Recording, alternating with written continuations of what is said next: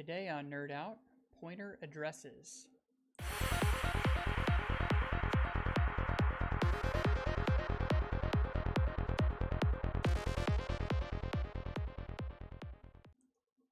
Welcome back to NerdOut, the show where we take a look at Cardano, we break it down, but we don't dumb it down. Today we're talking about pointer addresses. We've never talked about pointer addresses before on this channel. We've talked about most of the regular address types, so we're going to take a deep dive into this thing known as pointer addresses. You may not know about this. So what is a pointer address? Basically, as you know, an address on Cardano is usually made up of several parts. The first being the payment address that references the payment key required to sign a transaction. The second is the staking address that references the delegation part of the address. So it tells it what wallet it's delegated to, and then that stake key is delegated to a given pool.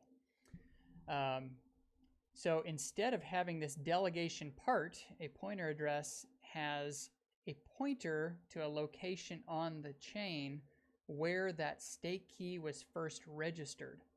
So what that does is it makes it a little shorter, and it has a different header type. So normally addresses on Cardano are this, it'll start with a 0, usually a 0-1 for mainnet, 0-0 for any of the test nets.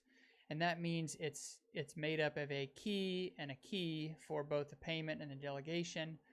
Then you can have, if it's 1-1 on mainnet, that would be a multi-sig or a Plutus script, any type of script, and then a regular key for the delegation part.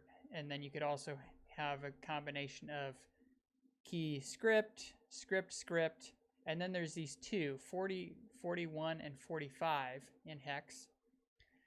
This is a key and a pointer, or a script and a pointer.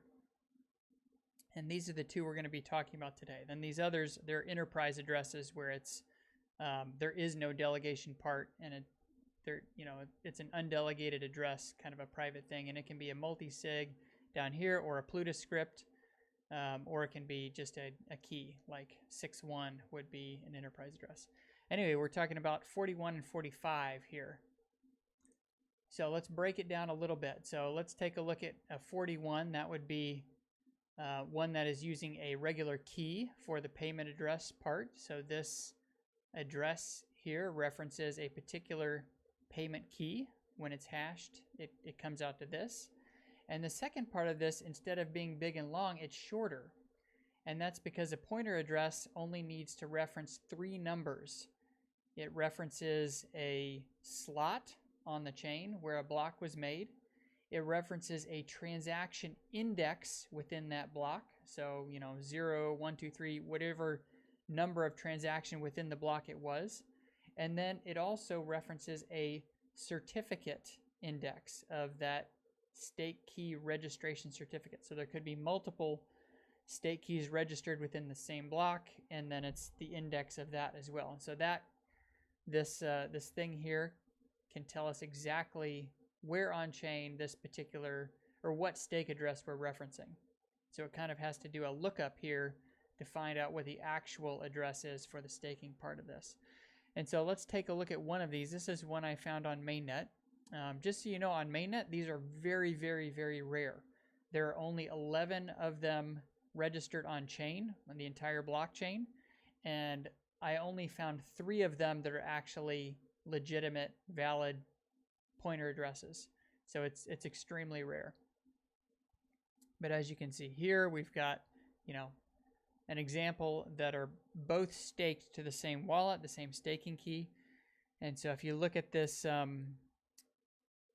this at the end here, it's got, the staking key, and here at the end we've got that 8292 address kind of tacked on the end of a payment key. So let's do a further breakdown. So how is the pointer address itself encoded? It's encoded as 3 numbers, and it uses an encoding that's called VLQ, stands for variable length quantity. I'll post these links in the description, but you can go to Wikipedia to talk about how this encoding where it'll talk about exactly how the encoding works, and then I'll post this other link from Rosetta Code that's kind of like a Java example that I based my own code on. But essentially what it does is it's a 7-byte or 7-bit encoding. So normally things on a computer are represented with 8 bits to a byte, and in this case it's only using 7 of those bits to represent the number, and that 8th bit is used as a flag to say whether we're done or not collecting additional bits into this number. So it'll kind of walk down until it finds one. If you look at this, let's see, look at decode. So if we see that this current byte ended with that first bit, if they're both on, in other words, if that bit is set, then that means we're done. We've got enough bytes, and we can now read out the number that we've been collecting here. So it kind of works its way through all each byte at a time, ignoring that first one, and then checking it to see whether we're done or not.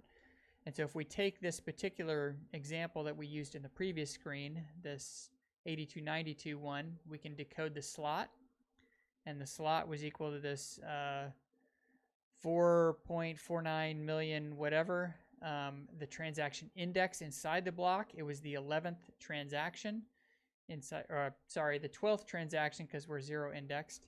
And then it was the very first and only certificate in the block, so it decoded to 0. And if we go over to Cardano scan and we look at that particular block that represented that slot, it was 449 whatever there. And then we went down to the 12th transaction, and then if we look at that particular transaction and we go over to stake certificates registered, we see that this BC1597 was the address for the stake key that was registered in this particular slot. And if we put up again my initial example, we see that it is the same part of the staking part of the address when we used a normal 01 address. So these are equivalent. They are staked to the same wallet, and whenever this stake key gets delegated to a pool, both of the ADA held in both of these addresses get staked to that pool, even though this pointer address is a whole lot shorter. So you may think, okay, pointer addresses are pretty cool. They're shorter. We can just use them all over the place. Why don't we want to use them, and why are they so rare on the chain? So wallets typically don't use these at all. The reason they're bad is they introduced a perverse incentive model. So if a wallet was to decide, oh, we're going to go to all pointer addresses, what is the advantage to the wallet? The advantage is that it requires less locked ADA to hold tokens and things on a pointer address because it's physically shorter. So like you can hold tokens on an enterprise address, no problem. It costs you less locked ADA, but then that ADA is not staked. A pointer address, it is actually staked. And so it's kind of a perverse incentive because there's less locked ADA when sending tokens to them, but what makes it perverse is that it requires more processing power by the node when you're making these epoch snapshots for where all the stake is, because there's a secondary lookup. You have to process the VLQ algorithm, then you have to do a lookup on the chain to figure out exactly what staking key this ADA belongs to. So it's kind of a bad thing. If everybody was using these pointer addresses, our epoch cutovers would get even worse. Doing lookups on the chain all over the place to find all these staking addresses and collect all of the information. The other bad thing is it requires 2 transactions to delegate a wallet, because with a normal address, you've got the staking key in there, so all the ADA is already sitting in the stake keys before it's delegated and staked before it's registered on chain and staked to the pool. So you can just do it all in one transaction. You just say register the wallet, and it actually puts 2 certificates on the chain. One is a stake key registration, and the second is a delegation certificate delegating it to a particular pool. You can do those within the same transaction. All your ADA is immediately staked.